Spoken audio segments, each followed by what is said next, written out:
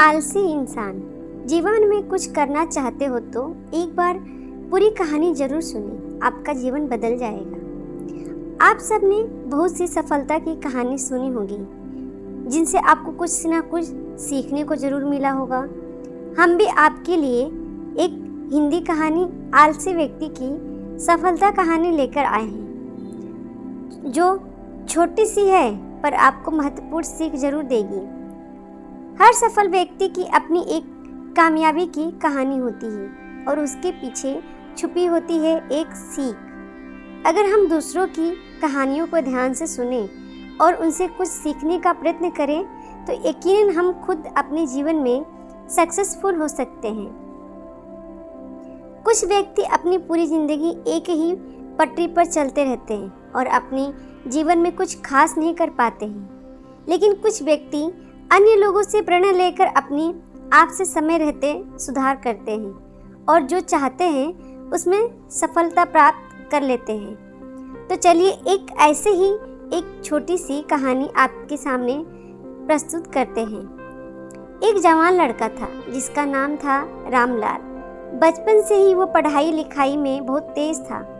जैसे जैसे वह और बड़ा हो गया उसका ध्यान आध्यात्म तो चला गया, यानी भगवान में लीन होने लगा। 25 साल की उम्र में आते आते मानो भगवान का ध्यान करने और पूजा अर्चना करने की जैसे उसे लत लग गई। हालांकि उसका बचपन से ही इच्छा थी कि वह कुछ ज़्यादा पैसे कमाए, इसके लिए वह हमेशा कुछ न कुछ करने की सोचता रहता था। पर कुछ यूँ लगा लीजिए कि सब सुबह से लेकर शाम तक भगवान की पूजा अर्चना और ध्यान में करने में ही ज़्यादातर समय बिता देता था। रामलाल की सफलता की कहानी को आगे जरा ध्यान से सुनिएगा और इससे मिलने वाली सीख अपने जीवन में जरूर उतारिएगा और लागू कीजिएगा। तो बस भगवान को याद करते करते पता नहीं 5 से 6 साल और कब बीत गए। हालांकि भगवान का ध्यान करना और उन पर विश्वास रखना कोई बुरी बात नहीं है, पर रामलाल इतने सालों में ऐसा करते करते बहुत ही ज़्यादा आलसी हो चुका था। अब चूँकि कमाने की उम्र निकलनी जा रही थी तो इसे इस बात की ज़्यादा चिंता होने लगी। अमीर तो वो बनना चाहता ही था, उसके लिए कुछ करना भी चाहता था, पर बस अपना पूजा अर्चना के चक्कर में कोई भी काम शुरू नहीं कर पा रहा था। ऊपर से उस पर आलस इस कदर हावी हो गया था कि वह सिर्फ योजना बनाता रहता था, उनकी शुरुआत नहीं करता। जैसे जैसे समय बीतता गया उसको अपने जीवन में भविष्य के बारे में और ज़्यादा चिंता होने लगी कि अब सब कैसे होगा। एक दिन रात के समय सोते सोते समय उसने फैसला किया कि वह पिछले 10 से 15 साल से भगवान की पूजा अर्चना कर रहा है, इसलिए अब भगवान से ही पैसे मांगेगा। उसे अपने भगवान पर पूरा विश्वास था। उसे यकीन था कि इतने सालों से वह भगवान को याद कर रहा है तो भगवान उसकी जरूर सुनेगा। उसी दिन से वह हर रोज जब भी भगवान की पूजा करता, उनको याद करता तो उनसे लाखों रुपए की मांग जरूर करता। उसे पूरा विश्वास था कि अब मेरे भगवान ही मेरी सफलता की कहानी लिखेंगे। यूँ भगवान से पैसे मांगते मांगते और उनका ध्यान करते करते कई साल बीत गए और रामलाल अब 40 से 42 साल का हो गया, पर भगवान के द्वारा उसके अमीर बनने की इच्छा अब तक पूरी नहीं हुई।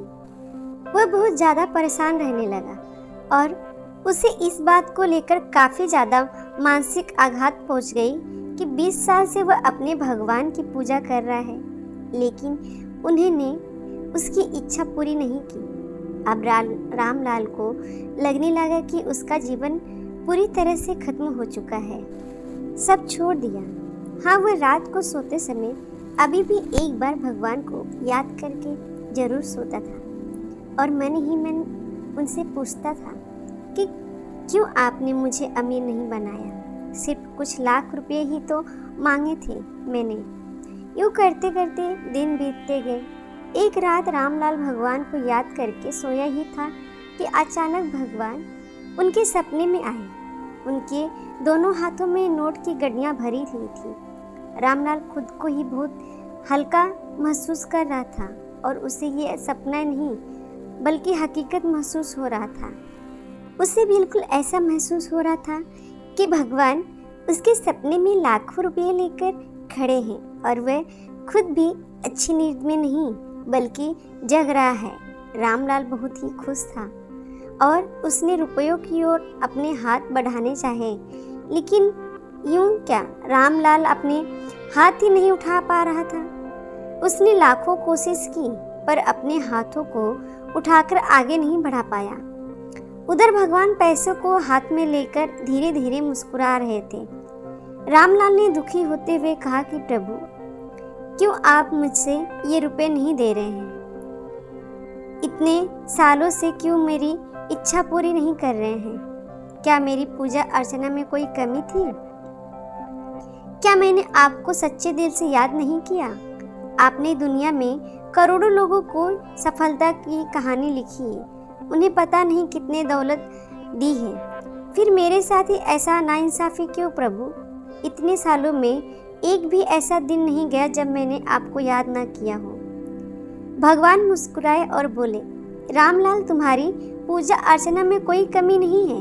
तुम मुझ पर पूरा विश्वास करते हो, ये भी मैं जानता हूँ। तुम एक सच्चे दिल इंसान और मैं तुमसे खुश हूँ, तभी तो तुम्हारे लिए अपने हाथों में इतनी दौलत लेकर खड़ा हूँ। रामलाल ने कहा, तो प्रभु आप मुझे ये रुपए देते क्यों नहीं?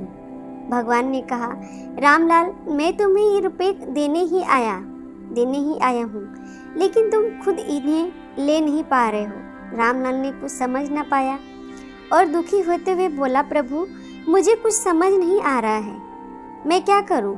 ये क्या हो रहा है? तो भगवान ने कहा, शांत हो जाओ पुत्र और मेरी बात ध्यान से सुनो। तुमने जब से मुझसे दौलत मांगना शुरू किया था तब से ही मैं तुम्हारे लिए ये रुपए पैसे हाथ में लेकर तुम्हें देने के लिए मौके की तलाश में हूँ, लेकिन इतने साल बीत गए, तुम मुझे मौका ही नहीं दे रहे हो ये पैसे देने का। रामलाल ने कहा, प्रभु मैं समझा नहीं। तब भगवान ने कहा, रामलाल, तुम इतने सालों से मुझे सच्चे दिल से याद कर रहे हो, मैं तुमसे बहुत खुश हूँ, लेकिन मैं ये दौलत तुम्हें यूँ नहीं डायरेक्ट नहीं दे सकता। इसके लिए मुझे कोई ना कोई बहाना तो दे दो। जो तुमने सालों से सोच रखा है, अपना वो काम धंधा शुरू करो जिसमें मैं तुम्हें सफलता दिलाऊंगा, और ये ढेर सारी दौलत कुछ ही समय में तुम्हारे काम के जरिए मैं तुम्हारे पास पहुंचा दूंगा। तुम्हारा अमीर बनने का सपना पूरा हो जाएगा। अब रामलाल को सारा मजरा समझ आ चुका था। उसने भगवान से काफ़ी मांग की और हाथ जोड़कर धन्यवाद किया। प्रभु वहाँ से गायब हो गए और कुछ घंटों के बाद रामलाल की आंखें खुली तो उसने सपनों की सारी बातें याद आई। उसने तुरंत नहा धोकर अपना भगवान से आशीर्वाद लिया और उसी दिन से अपना नया काम शुरू कर दिया। जो सोचा था उसने करने के लिए वो उसने शुरू कर दिया। वह लगातार अपने काम में जी तोड़ मेहनत करने लगा और 1 से 2 साल में ही उसे उस काम से उससे भी ज़्यादा दौलत हासिल हो गई जितनी कि उसने भगवान से मांग की थी, और वह हर रोज़ भगवान की शुक्रिया अदा करता था। उसे अब ज़िंदगी के सबक भगवान को देने का तरीका अच्छी तरह से समझ आ चुका था। रामलाल की इन सिप करने वाली कामयाबी की हिंदी कहानी से हमें ये सीख मिलता है कि भगवान भी हमें कुछ देने के लिए कोई ना कोई बहाना चाहिए होता है।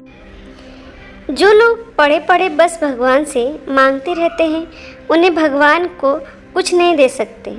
उसके लिए आपको कुछ ना कुछ करना तो ज़रूर पड़ेगा। भगवान में विश्वास करना अच्छी बात है, उन्हें याद करना ही चाहिए, लेकिन अगर आप भगवान से कुछ मांगना चाहते हो तो उसके लिए कड़ी मेहनत ज़रूर करें और भगवान के जरिए प्रभु को आपको दे पाएंगे। नहीं तो रामलाल की तरह भगवान तो आपको देना चाहेंगे पर आप खुद ही हाथ नहीं बढ़ा पाएंगे। इसलिए आप भगवान से मांगिए, लेकिन साथ साथ ही अपना काम भी शुरू कीजिए और उसमें कड़ी मेहनत भी कीजिए। धन दौलत पाने के लिए आपको कोई ना कोई काम तो शुरू करना ही पड़ेगा। भगवान आपको किसी न किसी बहाने से ही धन दौलत देंगे। कुछ करोगे ही नहीं तो भगवान आपको कुछ नहीं दे पाएंगे। उम्मीद है आपको ये वीडियो ज़रूर पसंद आई होगी। अगर पसंद आए तो प्लीज़ लाइक करें और चैनल को सब्सक्राइब कर लीजिए। Thank you for watching.